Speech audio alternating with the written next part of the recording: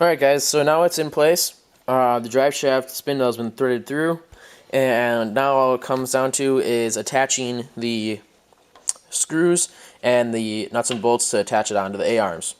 This is the one screw that, let's see if we can focus in on it, that threads through the side.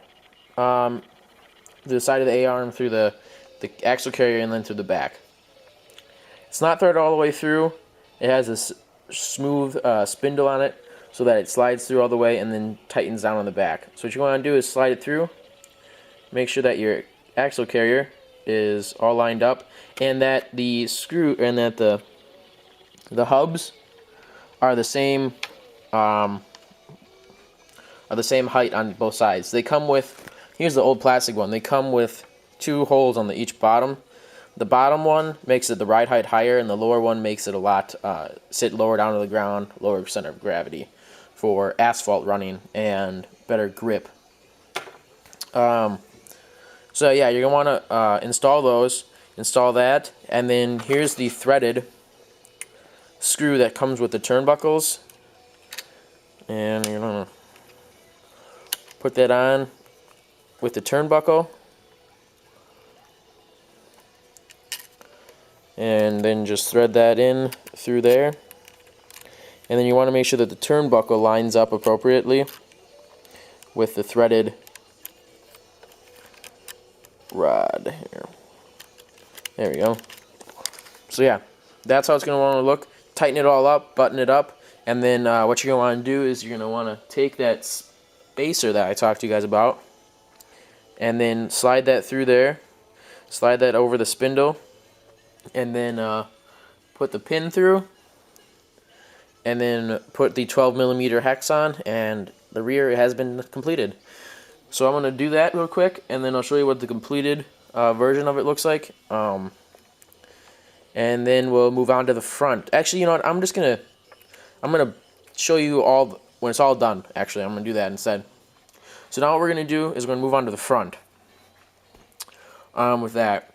And the front is similar to it, a little bit harder to take apart because you have the turnbuckle. You have to take it off of there, off the A-arm, and off the steering linkage. And I did not get the aluminum camber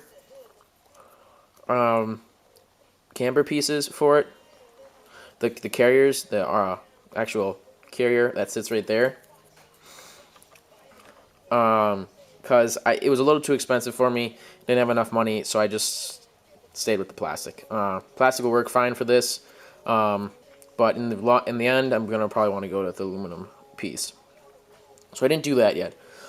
But here's the other parts I received. I went with blue anodized steering linkage. The ones on the original, the 2-wheel drive one is at least, is aluminum or steel. So they're fairly decent right out of the box. I'm just trying to go with all the same color, try and make it into a show truck. And the number for that is 2336A is the number for that one. That's aluminum turnbuckles. And the other one I got was a aluminum steering blocks, 3636A. And that are just the front ones of those. And the original one for that, oh, it's right here. This is what the original front steering looks like. So, once again, they have the ugly brass bearings in them. Don't like those at all. I'm going to throw those out. I mean, I'll keep the originals and stuff like that just in case I break the aluminum. But I'm not afraid that I'm going to break them. So, and they come with the bearings as well for the front.